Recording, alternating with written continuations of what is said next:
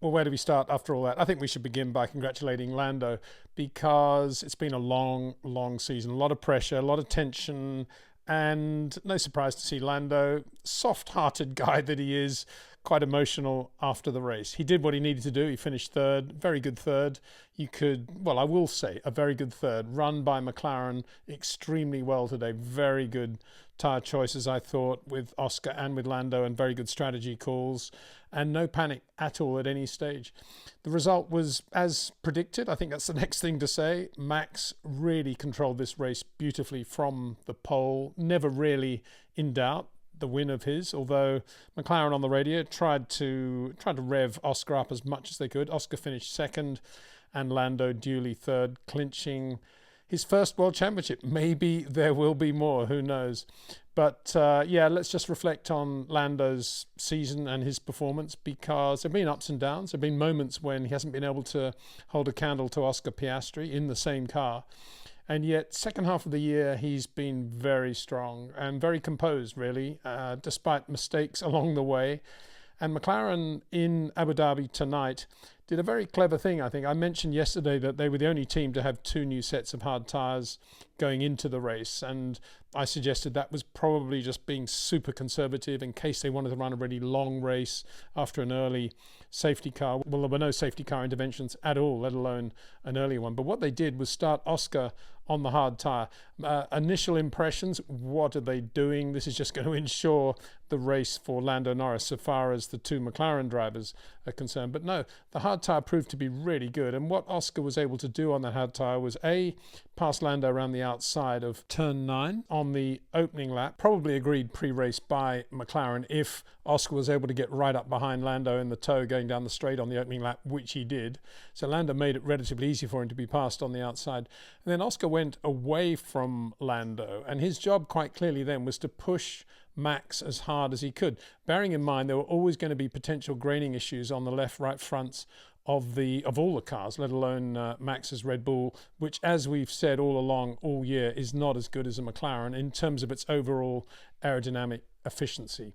So there was Oscar putting pressure on Max, perhaps making Max go a little bit quicker than he wanted to go. And Lando, therefore, was able to sit back in third place and basically respond to anything that was going on behind him. Any threat from an early pit stop, in this case from George Russell, who came in relatively early. Lando immediately covered that. And then later on, he covered the pit stop of Charles Leclerc in the Ferrari. So Lando was making sure no one was going to get near him for P3. Meanwhile, Oscar was taking the race to Max by being on a different tyre and possibly therefore being in a better position in terms of strategy if a safety car came out. And the hard tyre was good. It wasn't slow, and Max wasn't under real pressure. He was still managing the tyres throughout the race. He was never really extending himself until we got to the back third of the race.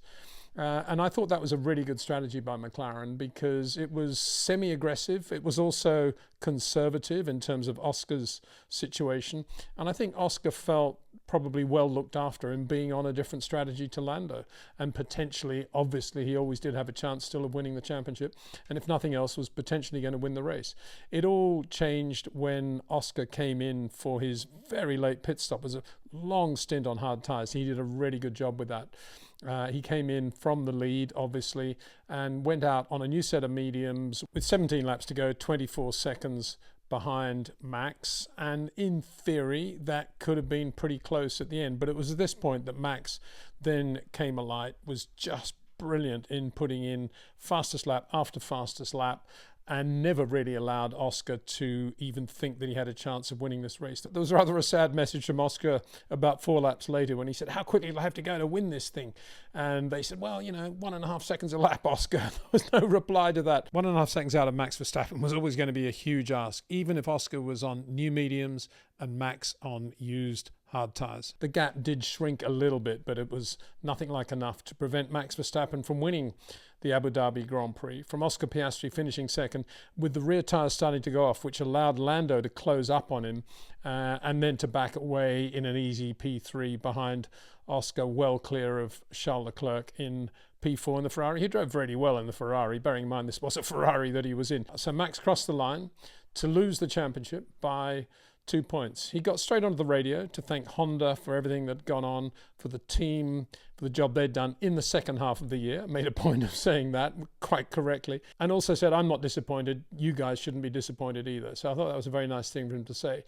But the real body language, the body language came through, I thought, in the green room, when Max was in the middle there with Lando on his right, Oscar sort of slumping with his legs up on the left, as he would, Australia just having won the second test.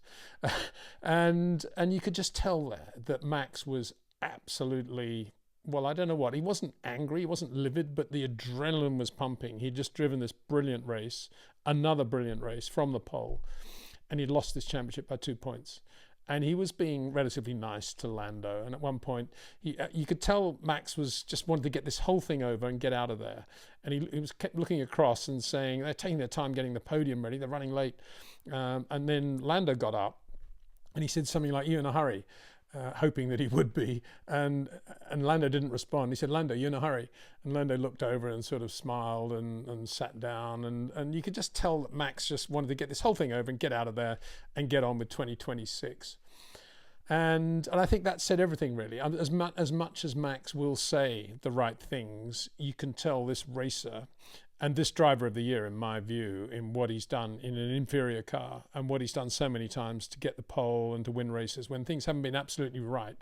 And Abu Dhabi, the car was a lot better than it normally is. I've got to admit that. But even so, towards the end of the race, you've got to say the McLaren was still a better car on the hard. So great job by Max Verstappen again to win this race. And a difficult thing over a 24 race championship to sit there reflecting on why you've just lost it by 2 points if you've driven as well as he has. A simple answer to that, in my opinion, go back to the Spanish Grand Prix when they came in with 11 laps to go behind the safety car. Safety car came out, 11 laps to go. And it was Oscar Piastri from Lando Norris from Max Verstappen. Both McLarens came in for used sets of soft tyres. Now, Max had not had as many sets of soft tyres going into the race and had used more in the race already. And so they put him on a new set of hards. Everybody else around him was on used softs, and he just got blown away. And when he got back out, he said on the radio, "Why am I on new hards?" And they said, "Oh, well, we only had one other set of softs and they weren't very good." Well, and I've always said, and I said this at the time, they should never have brought him in the first place. He should have stayed out there, got track position, and the safety car would have been out for another couple of laps. And then there would have been 10 laps around, 9 laps of Barcelona going around with, both McLarens probably would have got him. I don't think Charles Leclerc would have got him. I think he would have been P3 in the Spanish Grand Prix. He would have had track position. He could have made it difficult. Yeah, the tyres might have started to go off towards the end, but this is Max Verstappen we're talking about in a Red Bull. And of course, critics would say, well, Peter, you can't take isolated incidents like that and just say that was where he lost the championship. But that was a weekend where virtually everything was done. Max was up there in a sort of P3 position anyway. He suddenly had this safety car of giving him track position with the two McLarens coming in. He could see that in front of him. And yet he was called in at a time when they knew he didn't have any more decent sets of soft tyres. And so, I would say that was the moment. You could also say Kimi Antonelli taking him out in Austria, but that's one of the penalties you pay when you don't have a great car and you don't qualify on the front row.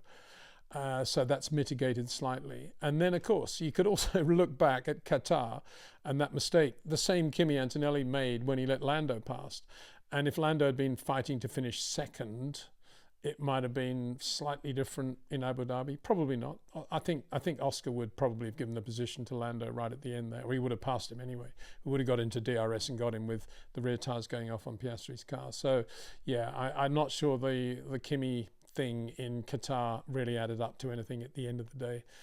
So I still say it was Spain in a difficult year for Red Bull. Don't forget they lost Adrian Newey and Christian Horner, and they had a car that was kind of at the maximum of its development, and they couldn't really do much more with it, and they still managed to come up with a flaw. Anyway, here I am going on about Red Bull and Max when we should be talking about Lando. And one of the things that Lando did after his first pit stop, when he was in traffic, there was a lot of traffic there. He got through that pretty well with DRS. And then he came up behind Yuki Tsunoda, who was going actually quite well in the other Red Bull. And one wondered whether we're going to see a repeat of the Sergio Perez thing that we had in 21 when he held up Lewis without getting any sort of penalty and did a really good job of holding up Lewis quite comprehensively. Would Yuki be up for this? They sort of got on the radio and he said, yeah, I know what to do. Stay off the radio. Leave me to it. And of course, Yuki completely blew it because his way of holding him up was to weave, obviously under braking, drawing attention to the stewards, as distinct from Sergio Perez, who wasn't doing it under braking when he was holding up Lewis, and thereby forcing Lando to go off the track slightly to pass him. Full marks to Lando for knowing that he could do that there. And whether he knew from the track walk that it was okay to go there, but he certainly had done his homework. And that was for sure, for me, that was the best pass Lando made all year. And absolutely decisive. And as a result of all that, Yuki got a penalty. Not that it mattered at all, but it just showed the rather crass way he went about trying to hold up Lando Norris. It was never going to stack up. And so that backfired on them big time, I think. So again, full points to Lando in that case. But McLaren also putting Lando in that traffic, but no problem at all. He just got through it really easily and did a great job. I mean, a very, very good job by Lando Norris today. A lot of pressure on him. And, you know, he's not Max Verstappen. He's not Lewis Hamilton even at Lewis's peak. He's not Charles Leclerc. He's Lando Norris. He's a little bit scatterbrained, if that's the right word. He's a little bit sort of emotional in a charming way.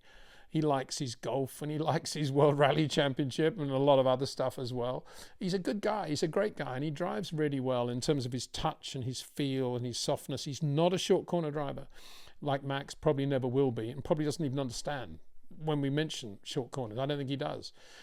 But he has been a major part of the McLaren resurgence over the last 4 or 5 years, and his DNA is in that car. In that great car, that MCL39. Rob Marshall should get a lot of credit for that as well, as should Pete Prod.